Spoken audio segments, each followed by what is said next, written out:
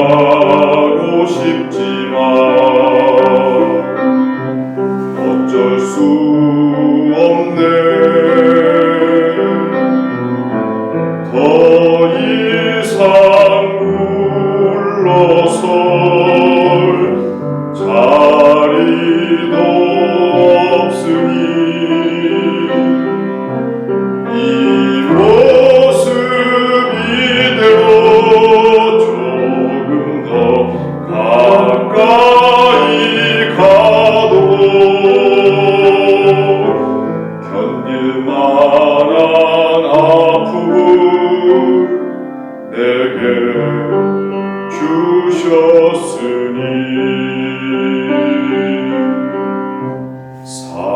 살아오는 동안에 누군가에게 도움의 손길로 착한 일 했을까.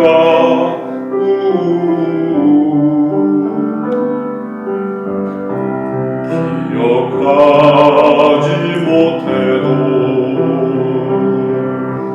알고 계실까. 내 안에 이렇게 늘 함께 하시니 이 모습 이대로 조금 더 가까이 가도 견딜 만한 아픔을 내게 주셨으니. 우파 물먹는 소 목덜미에 할머니 손이 얹혀졌다. 이 하루도 함께 지났다고, 서로 발잔등이 부었다고, 서로 적막하다고. 예전에 목회하던 교회에 할머니 몇 분이 계셨습니다.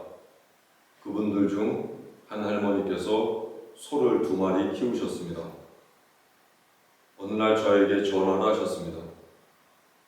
감기가 걸렸으니 와서 당신을 위해 기도해달라고 하는 것이었습니다. 그래서 저는 자전거를 타고 할머니 댁으로 올라가서 할머니 손을 붙잡고 기도를 해드렸습니다. 기도가 끝나자 할머니는 또다시 저에게 부탁을 하셨습니다. 외양간에 묶여있는 소가 감기가 걸려서 콧물을 흘리니 소에게 안수 기도를 해달라고 부탁하셨습니다.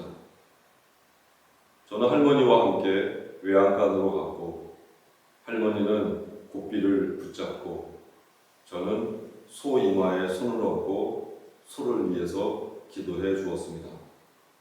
그 다음날 할머니는 전화하셔서 당신도 감기가 나았고 소도 감기가 나았다고 기뻐하셨습니다. 할머니는 당신의 감기만 아픈 게 아니라 소가 감기 걸렸을 때 소도 고생할 것이라 그렇게 마음을 잡수고는 저에게 부탁하신 것이지요. 사람이 감기가 들든 소가 감기가 들든 누구나 고통을 받으면 사람이든 동물이든 다 고통받는 건 똑같다는 생각이 당신 마음에 있으셨을 겁니다. 오늘 시에서도 할머니는 소 목덜미에 당신의 손을 얹으시고 하루를 같이 지냈다고. 그리고 너도 아프고 나도 발전등이 아프다고. 그리고 너도 적막하게 살고 있고 나도 적막하게 살고 있다고 말을 나누며 이렇게 서로 위로하는 모습을 시에서 그리고 있습니다. 이 시대 우리는 모두 서로에게 손을 얹어주며 함께 고통을 분담하고 나누면서 이 위기를 지나가야 할 것입니다. 저는 우리 교우들에게, 우리 교우들은 저와 이웃들에게 함께 따뜻한 손을 얹어줄 때 이 고난도, 이 위기도 우리가 아름답게, 슬기롭게 이겨나갈 줄 믿습니다.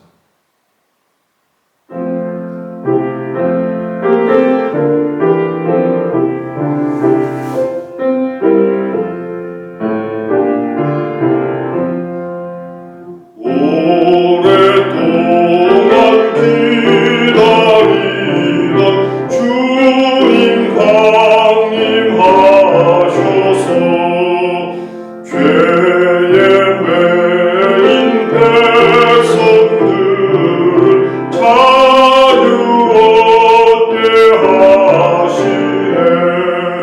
주는 우리 소망이요 힘과 위로 되시니 오래 기다리던 백성 많은 복을 받겠네. 모든 백성 구하려고 임금으로 오시니 영원토록 우리들을 친히 다스리시네. 죄로 상한 우리 마음 은혜로서 고치고 주의 빛난 보좌 앞에 이르도록 하소서.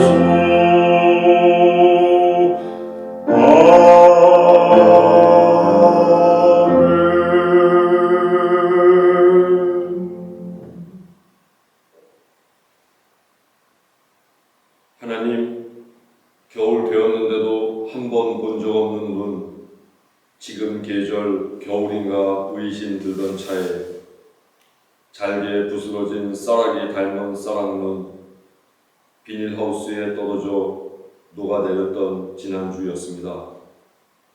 겨울 아닌 듯해도 불어오는 바람 매서워 목덜미 시리고 두 손 꼽아둡니다.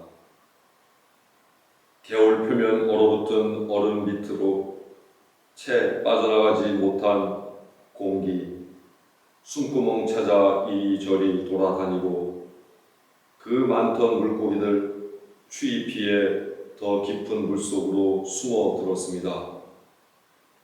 지난 가을 밤나무 가지에 셀 수 없을 만큼 많았던 밤송이 다 떨어졌지만 어미나무에 손 놓지 않는 몇몇 송이들 여전히 가지 붙들고 가기 싫다 앙탈하고 노박덩굴 씨앗 노란 껍질 벗어 던지고 빨간 속살 드러내고 있습니다.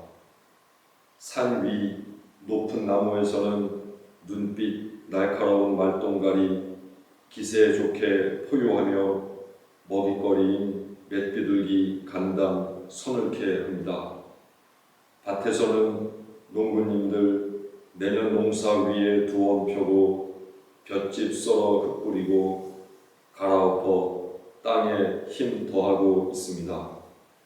하나님, 비록 저희 잠시 멈춰 있지만 자연의 삶 여느 때와 다름없이 활기차게 유지시켜 주시고 저희로 하여금 목독해 하신 것 참 고맙습니다. 저희도 절망에 빠지지 않게 하소서. 끝내 버텨 더 좋은 세상 만들어 가게 하소서. 삶을 즐기려 하시는 예수 그리스도의 이름으로 기도합니다. 아멘.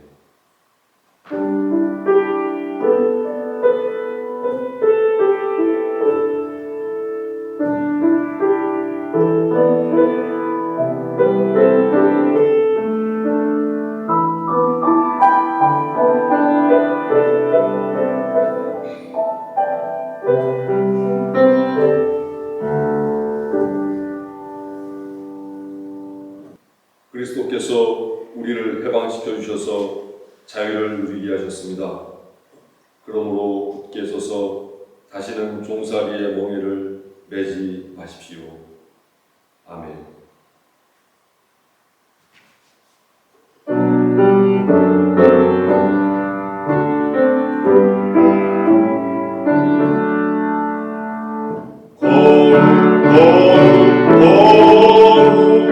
전능하신 주님, 이른 아침 우리 주를 찬송합니다.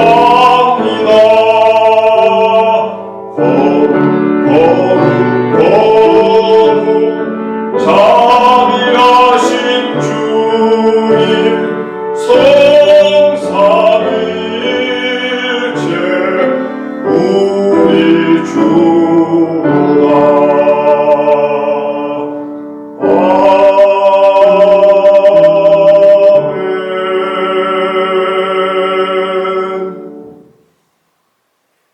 그때에 가이사 아구스토가 영을 내려 천하로 다 호적하라 하였으니 이 호적은 구레일과 수리아 총독이 되었을 때에 처음 한 것이라. 모든 사람이 호적하러 각각 고향으로 돌아가매 요셉도 다윗의 집 족속이므로 갈릴리 나사렛 동네에서 유대를 향하여 베들레헴이라 하는 다윗의 동네로 그 약혼한 마리아와 함께 호적하러 올라가니 마리아가 이미 잉태하였더라.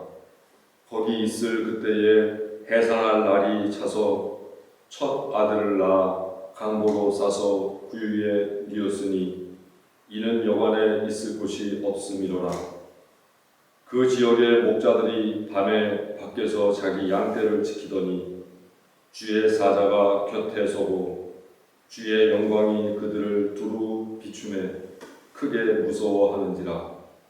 천사가 이르되 무서워하지 말라. 보라, 내가 온 백성에게 미칠 큰 기쁨의 좋은 소식을 너희에게 전하노라. 오늘 다윗의 동네 너희를 위하여 구주가 나셨으니 곧 그리스도 주시니라.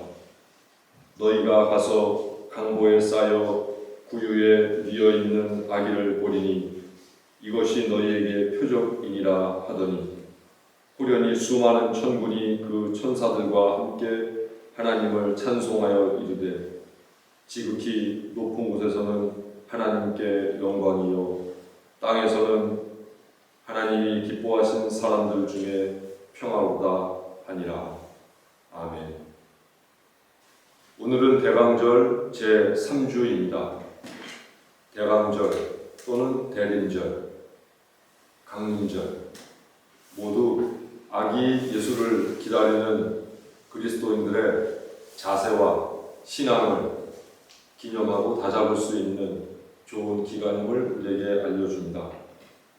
이 기간, 우리는 예수께서 이 땅에 오신 그 의미, 역할, 구원의 뜻을 다시 한번 되새겨보고 그리스도인으로서 그 뜻에 걸맞는 신앙과 삶의 처신을 우리가 다시 한번 확정하기 위하여 기도하고 성경을 보며 또 영성생활에 힘을 쓰며 예수 그리스도의 의미와 뜻을 되새길 필요가 있습니다.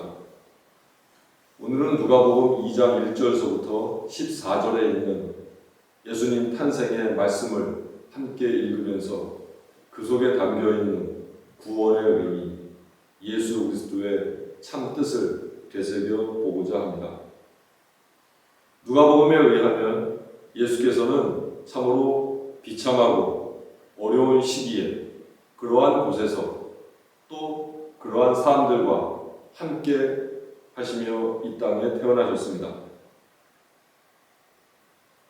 누가복음에서 볼 수 있는 예수님의 탄생의 모습은 화려하거나 영광된 그 어떤 모습이 아니라 참 비참하고 고통스러운 모습이었던 것을 볼 수 있습니다. 누가복음 본문에 있는 것을 세 가지 정도로 정리해 볼 수 있는데, 하나는 그 시기가 비참한 시기였다고 하는 것, 둘째는 그 장소가 비참한 장소였다고 하는 것, 셋째는 탄생과 함께한 이들이 참으로 비참한 사람들이었다고 하는 것. 그래서 예수님 탄생의 의미를 되새기며 우리는 그 핵심어로 비참함 또는 비천함으로 정리해서 이해해 볼 수 있습니다. 먼저 우리는 예수께서 어떤 시기에 태어나셨는가에 대해서 함께 말씀을 나누어 보고자 합니다. 예수께서는 아우구스투스 황제가 로마를 지배하고 또 식민 영역을 넓히던 때에 베들레헴에서 태어나셨습니다. 아우구스투스는 14년마다 한 번씩 인구 조사를 제국 전역에 시행케 했는데, 이 이스라엘도 역시 마찬가지로, 유대 땅도 역시 마찬가지로 이 인구 조사에 참여해야만 했습니다. 로마 당국에서 인구 조사를 하는 가장 큰 이유는 바로 세금을 걷기 위함이었습니다. 사람의 수를 세서 그 수에 맞게 인두세를 걷기 위하여 정확한 인구 조사를 하려고 했죠. 이러한 정책을 시달받은 사람이 바로 시리아의 총독으로 있던 구레네였습니다. 나사렛에 살고 있던 아버지 요셉도 역시 인구 조사에 응해야 했기에 본래 그가 살던 땅 베들레헴으로 가야만 했습니다. 더군다나 그에게는 아내인 마리아가 있었고, 마리아는 아기 예수를 임신하고 있었기에 그 먼 길, 200km가 넘는 그 먼 길을 걸어가야 한다고 하는 것은 대단히 고통스럽고 힘든 일이었습니다. 그러면 왜 임신한 아내인 마리아를 데리고 요셉은 굳이 베들레헴으로 가야만 됐을까? 그만큼 시대가 비참했고 유대 민족은 로마 당국의 시책에 굴종할 수밖에 없었던 그런 슬픈 역사 속에서 살고 있었음을 우리에게 알려줍니다. 즉 예수께서 태어난 시기, 이 시기는 로마 당국의 정치적으로, 종교적으로, 경제적으로, 문화적으로 압제당하던 시기였습니다. 정치적으로는 나라를 잃은 시대였고, 경제적으로는 세금으로 많은 돈을 수탈당하던 시대. 그래서 민초들은 늘 허기에 굶주림에 고통을 당하던 시대였고, 또 그들 모두가 마치 종살이하듯 모두가 힘겨운 세월을 살아가던 그런 시기에 예수께서는 태어나셨습니다. 따라서 예수 그리스도의 탄생 시기는 유대인들에게 있어서 대단히 비참한 시기였고 비천한 시기였습니다. 두 번째, 예수께서 태어나신 장소 역시 비참하고 비천한 곳이었음을 알 수 있습니다. 예수께서 태어나신 곳은 바로 다윗의 고향인 베들레헴이었습니다. 베들레헴은 목자들의 도시였고, 목자들의 도시라고 하는 것은 신약시대에 있어서는 믿지 못할 이들의 삶터, 즉 그곳에 사는 사람들은 믿지 못할 만한 사람들이다, 그런 인식이 있던 곳이었습니다. 왜냐하면 베들레헴은 목자들의 도시였는데 당시의 목자들은 사람들에게 인정을 받지 못하고 신뢰하지 못하고 못 믿을 사람들로 인식되었기 때문입니다. 그런 이들이 살고 있는 베들레헴에서 예수께서 태어나셨다고 하는 이것은 어찌 보면 대단히 불명예스러운 것이었습니다. 더구나 예수께서 태어나신 장소는 마구간이었고 또 더 좁게 정의해 보자면 구유였습니다. 아마도 인구조사 때문에 많은 이들이 베들레헴으로 몰렸을 것입니다.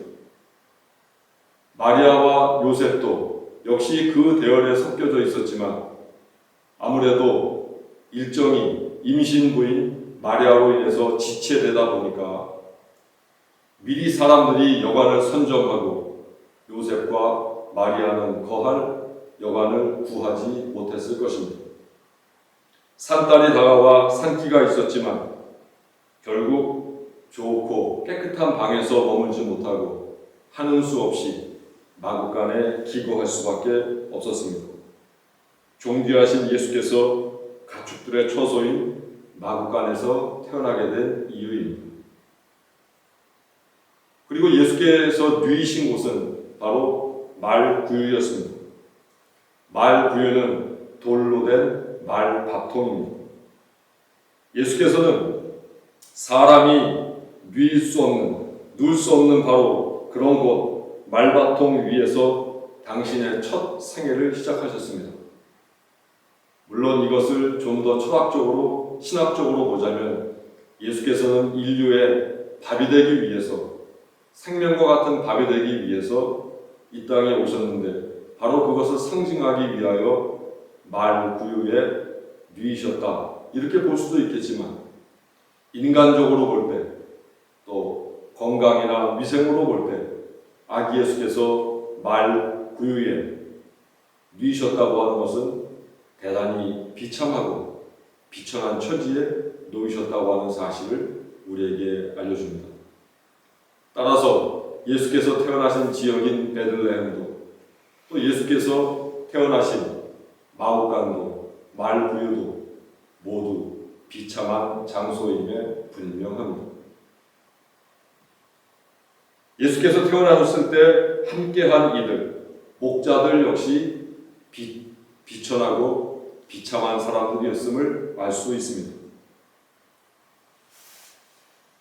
예수께서 탄생하실 당시의 목자는 평판이 좋지 않아서 그들은 거지들과 똑같은 대접을 받고 있었습니다. 또한 사람들은 그들을 도둑과 같이 여겼습니다. 그들에게는 신앙적인 권리도 주어지지 않아서 각종 예배와 예식에 참여할 수 있는 권한도 주어지지 않았습니다.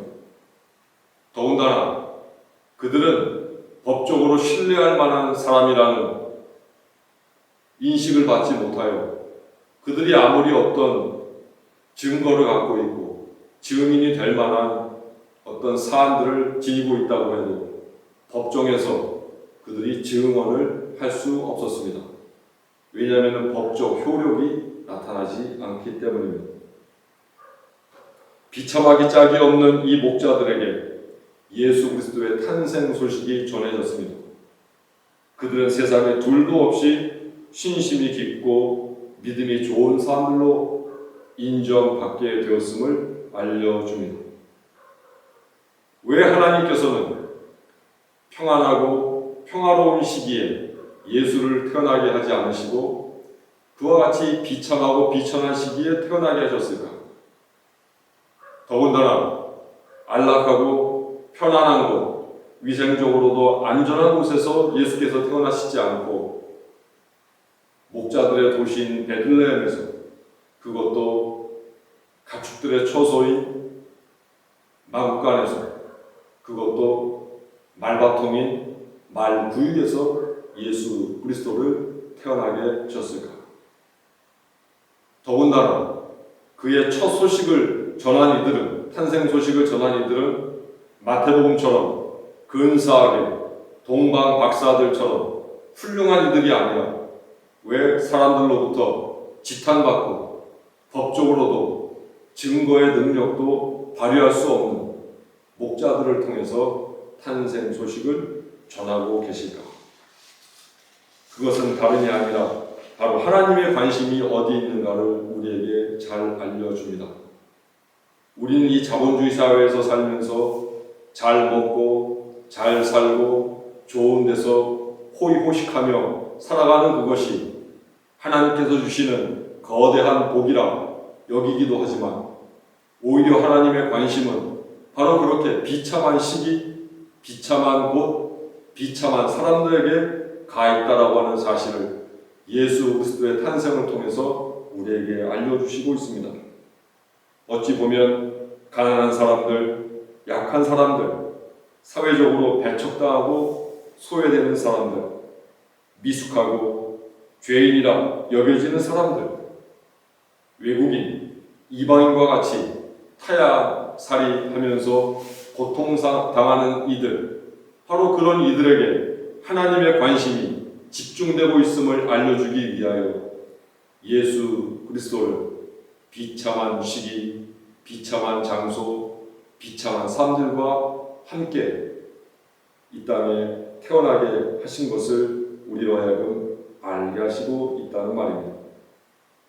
예수께서 이러한 탄생 배경을 통해서 경제적으로, 정치적으로, 사회적으로, 종교적으로 소외되었던 이들의 벗이 되어주셨다. 이것이 바로 우리에게는 구원의 소식입니다.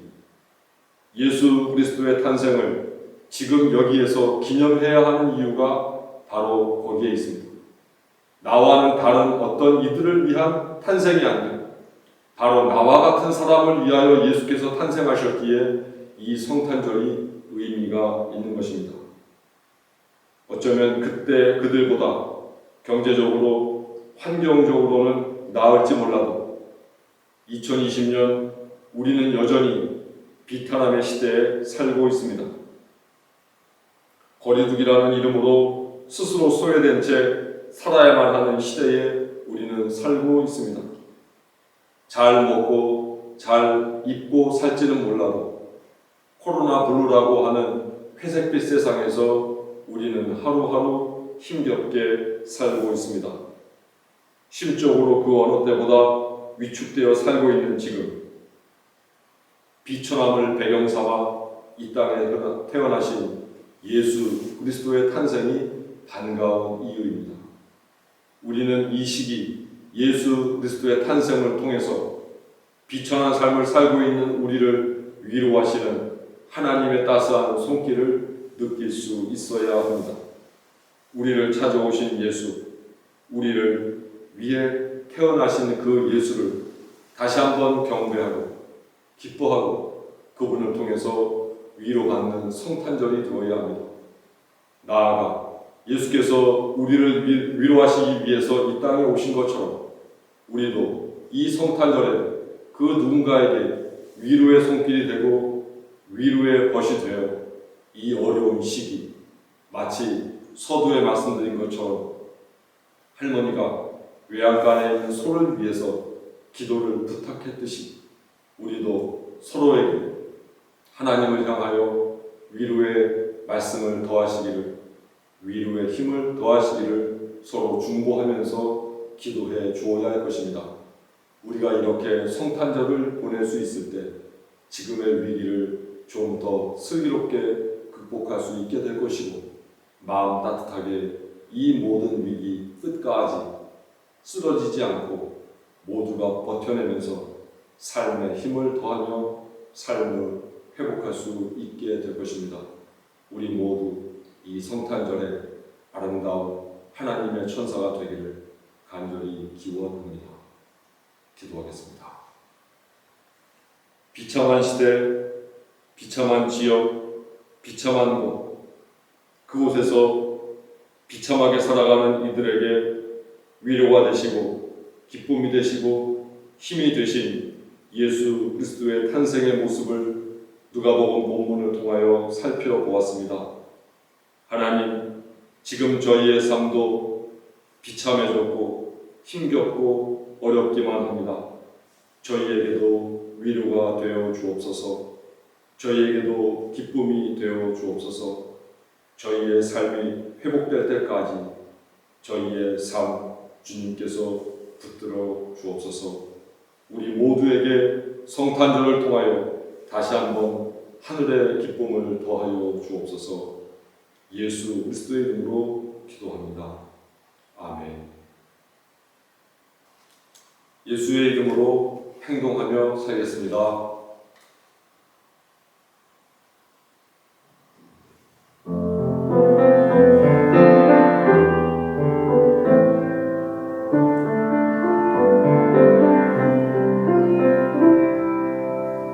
우리와 동행하소서 우리와 함께하소서 우리를 지켜주소서 우리를 구원하소서 우리와 동행하소서 우리와 함께하소서 우리를 지켜주소서 우리를 구원하소서 아버지 하나님 동행하여 주소서 아버지 하나님 함께하여 주소서 우리와 동행하소서 우리와 함께하소서 우리를 지켜주소서 우리를 구원하소서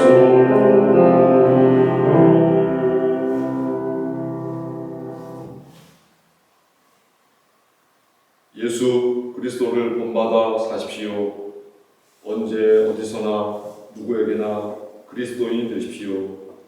하나님 주신 삶을 즐기십시오. 예수께서는 비천한 시대, 비천한 곳에 비천한 이들을 위해 태어나셨습니다. 삶이 비천해진 지금 대림절기 맞이하여 구원의 예수를 고대하며 사십시오.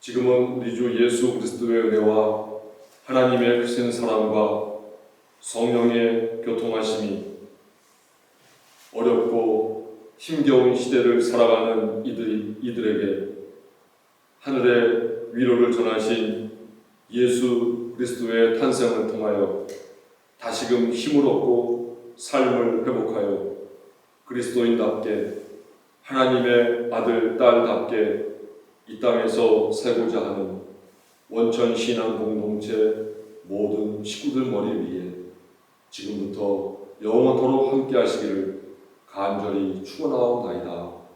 아멘.